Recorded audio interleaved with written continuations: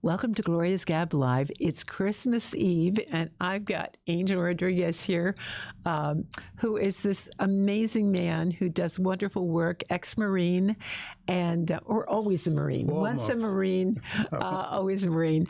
But we're going to learn about what he does at MIA for the military, the hospitality lounge, which is so interesting. And a lot of people don't even know about it. So we're here to tell you all about what's being offered there and recruit some volunteers maybe. Right? So, but before we start, we have to thank South Florida PBS. South Florida PBS, as everybody knows who views the show, they sponsor our show week after week. And I just got my January magazine, which you get if you're a member. You get one of these once a month. Tells you everything that's going on, and they have amazing programming coming up. They still have their through April. They have the Da Vinci immersive art experience, which is worth a drive to Boynton Beach, where it's located. And then they have a ton of great concerts coming up from the Trans-Siberian Orchestra, Fab Four, Il Volo, Andrew Bocelli, River Dance. It's just, the list goes on and on. So, check in on South Florida PBS and the Health Channel, which is amazing too. If you ever have an ache or pain and need a question, go to the Health Channel and you can get some free advice. So, great.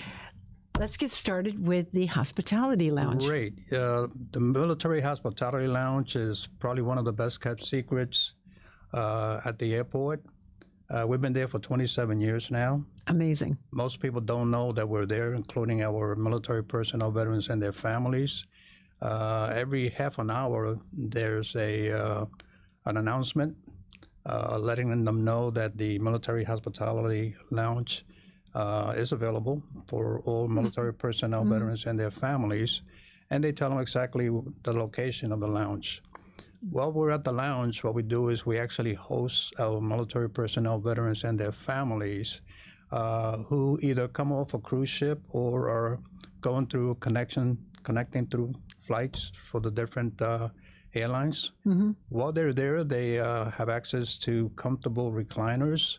They have access to hot and cold beverages and snacks, in addition to Wi-Fi, in addition to internet access, and you name it. You have a place for kids to play, and look at this. And those recliners are amazing. We actually, exactly, yes, they are. We actually have 4 lounges within one lounge. Mm-hmm. One of them is the family lounge. Mm-hmm. And let me tell you, that family lounge is constantly in use with large families coming in again from cruise ships. The biggest problem that we have right now is that due to the pandemic, we had a total of about 37 volunteers. The pandemic forced most of our senior citizens like myself in their 70s to turn around and say, listen, I cannot continue to volunteer at the lounge because of the work involved. You're meeting a whole bunch of people from different walks of life. And at my age, I don't want to be exposed to that. So I ended up losing about 20 volunteers. Oh my goodness! As a result of the pandemic, right now we're at 20 volunteers. But that's you need more than that. You've got 7 days a week. Yes, in order to do 7 days a week, 2 shifts a day, it requires about 40 volunteers. Wow. Right now we have volunteers that are doing double 5, shifts. 6, 7, and 8 shifts in order to keep our doors open. Yeah. The other side of it is that given the volume of guests that come through, right now we're averaging about 16,500 military personnel, veterans, and their families. We run into a situation where in order to keep our doors open, we're constantly looking for donations from the private sector. Right. We've gone just about to any organization out there, and the only airline at the airport who has a very small presence at the airport is Delta Airline. Delta Airline has been supporting us now for the past 5 years. They Wow. provide us with a donation. That's great. As you can see up on the screen there, thank you for your service. They were also the ones who purchased all that beautiful furniture that you saw. Oh, is that right? That was a purchase of about $35,000. I was going to say that. I knew that was a lot of money. That so was I a wondered purchase where of that came from. $35,000, which Delta Airline went ahead and paid for. American Airline, who has a much larger presence at the airport, we have not been able to get anything from them. So we need to get some ex-military who fly American or have and we do. relationships. Believe it or not, most of the pilots are former military. Really? And I've spoken to the American Airline pilots that come and use the lounge. And I say to them, I said, you're American Airline? Yes, I am. I said, I want you to know that American Airline is the only airline that doesn't really support the lounge. You're kidding me. I can't believe that. Yeah. About 2 months ago, I have one young pilot, and he asked me the same question. He says, are you getting any help from American Airline? I said, not at all. He says, I'm going to check into it. And he did. He went back and he communicated with somebody that runs their foundation, because they too have a foundation, just like Delta Airline. And they came back and basically told them that they support the USO. And the USO stands for United Service Organization. You could probably relate to the USO with the old Bob Hope. Oh, no. Yeah, sure. Okay. I mean, folks like you and I remember Bob Hope, but the younger generation. So do they do that in the way of airfares to sites? Like when they take USO goes over where the troops are? Where the troops are, Well, actually, we have, when I say we, because, I'm a former military person, we do have USOs throughout the United States at the airports. Most of them, I didn't know that. Yes. In other words, for example, you go to the big airports like Texas and up in D.C., Atlanta, you have several USO locations. I must say that most of those locations are very small locations compared to all the space that we have. Exactly. Okay. But most of those locations are throughout the world. Okay, so traffic-wise, are you getting more traffic than other locations that are getting more support? Again, the thing that I failed to mention is that the USO will not, I repeat, will not allow veterans into the lounges. You have to be active military. Oh, my goodness. Yes, you have to be active military personnel and families. Can you be reserve? You could be a reserve as long as you're military, whether you're reserve or retired. They'll allow you to come in if you're retired, if they have space. If they don't have space, they won't allow you in. In our case, we allow retirees, we allow veterans, we allow everybody, extended families, and this is why our numbers are so high. Oh, that's why. Yeah. So again, those are the two biggest issues that we have right now: the need for volunteers, and volunteering at the lounge is very different than other volunteer organizations.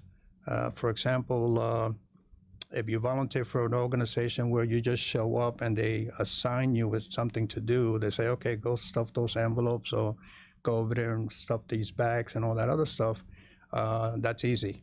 At the airport, because we're in a secured environment, it requires you, the prospect volunteer, to go through a background check with TSA.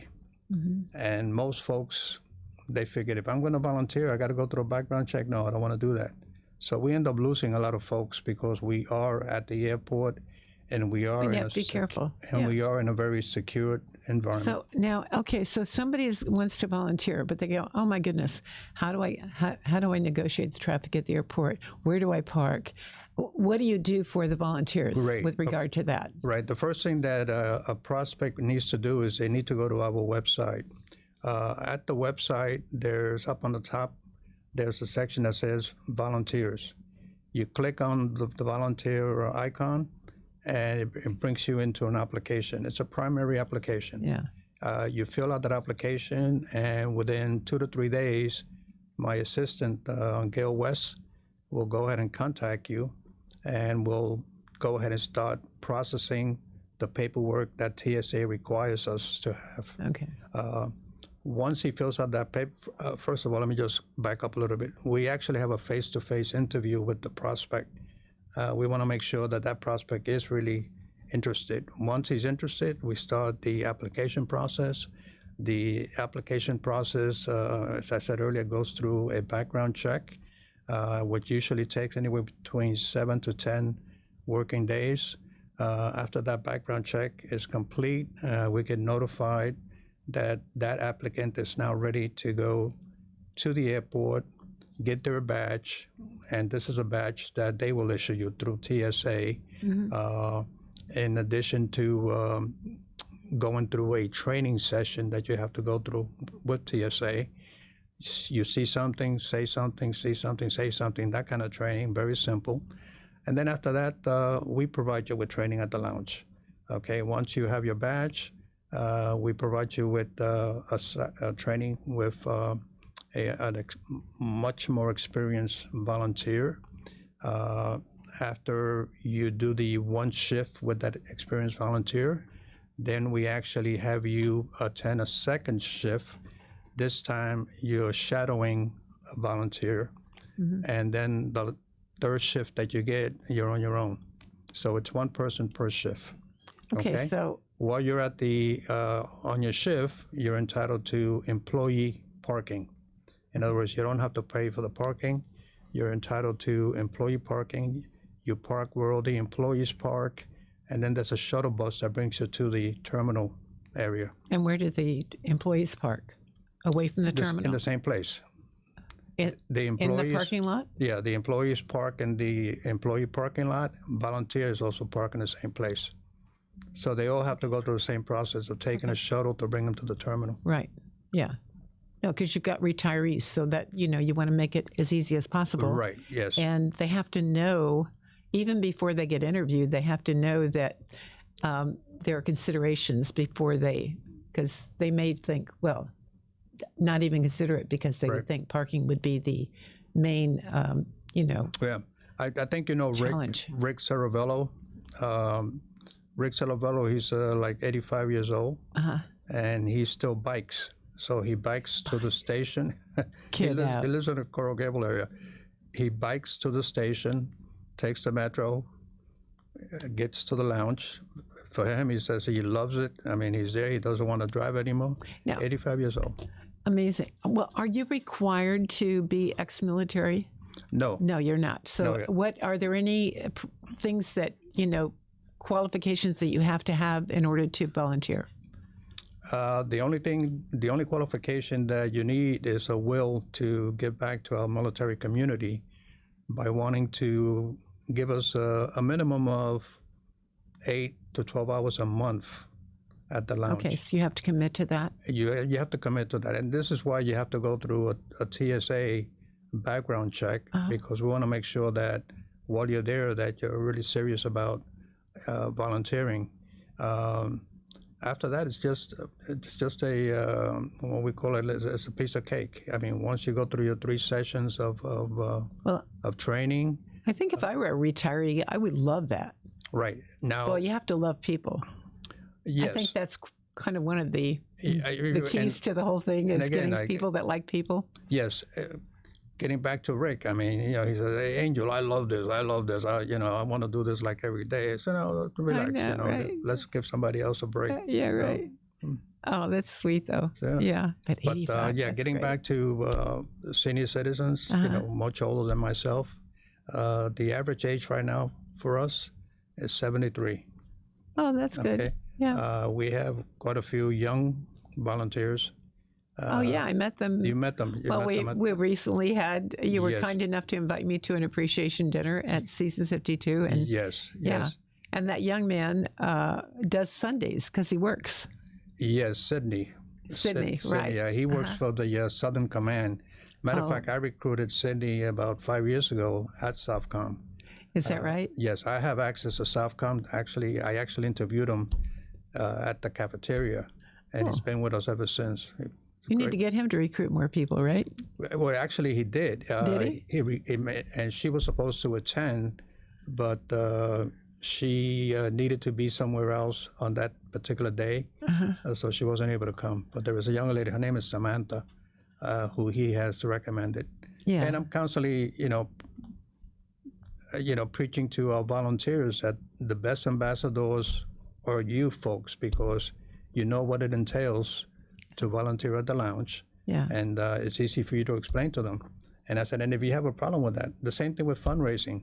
I said, if you know a rich uncle or a rich aunt or or a person who's got money and you're afraid to ask for it, Yeah. refer them to me. I'll be more than happy I'll to take care talk of to them. That's great. So, and so how did, well, you're you're former Marine. Yes. But how did you get involved with this organization? Yes. I'm also a member of the PFC Bruce W. Carter Marine Corps League, which is an organization just for Marines. And at this was back in 2011. Yeah. I was at a Marine Corps League meeting, and the wife of a volunteer by the name of Catman, Colonel Catman, she came over to me, Pam, that's her name, real short like this here, and she came over and she said, "Hey, Angel, I know you do a lot of volunteer work. How would you like to volunteer at the airport?" And I said, "Okay, what do I have to do?" And she said, "Oh, no, very simple. You'll be hosting a lounge." At the time, I thought that I would be actually going out to the terminal area, receiving guests, military personnel, and hey, greeting them and welcoming them. And she says, "Oh, no, you'll be at the lounge. They will come to you, and all you got to do is, just provide a nice, comfortable environment for them. Make sure that you replenish all the snacks because they do go pretty fast." And from time to time, walk around, talk to them, and see where they're coming from, and just have a conversation with them and help them in any way that you can. Yeah. And from that point, back in 2011, I became a volunteer. And about 2 years later, the executive director, back then, Keith Whitbeck, he wanted to retire. So the board, back in those days, looked at me and said, "Hey, Angel, would you like to become the executive director?" And in 2013, I became the executive director. And the rest has just been history. Yeah. I think you were the executive.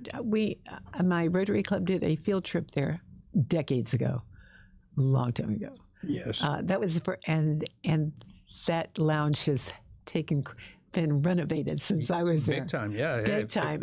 When I saw that, I was going, "Oh my heavens!" Yes.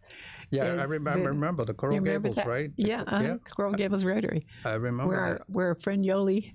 And Yolanda, which she's been volunteering there forever. It seems like, yeah. She does the VA as well. I mean, she's got so much energy, I know, yeah, because she does. Yeah, I don't know if she's still doing it, but she was doing the monthly, the VA hospital. Yeah, she still doing does the bingo. She still does that. And she volunteers there. Yeah. Yes. But during COVID, they wouldn't let them volunteer, and we couldn't do the bingo there. And, exactly. So it's kind of nice that everything's like coming back again. As I mentioned earlier, we were closed for about a year and a half during COVID for that same reason. We just couldn't expose ourselves to everything that we did not know, we did not understand. Considering you've got an older population anyway. Yes. That are higher risk, yeah. Yeah, lately we're getting some what we call young bloods, which is great, but our best volunteers are retirees. Yeah. Because they don't have a schedule. Okay? Exactly. The folks that have to work, they could only do it like on a weekend. And what are the hours? The hours are from 9 to 5 o'clock, 7 days a week. So if you were open later, people that worked might be able to help. But right. Because you close at 5, that's right. And just getting there. We used to actually prior to the pandemic. Yeah. We used to have 3 shifts. 9 to 1, 1 to 5, and 5 to 9 o'clock. Mm-hmm.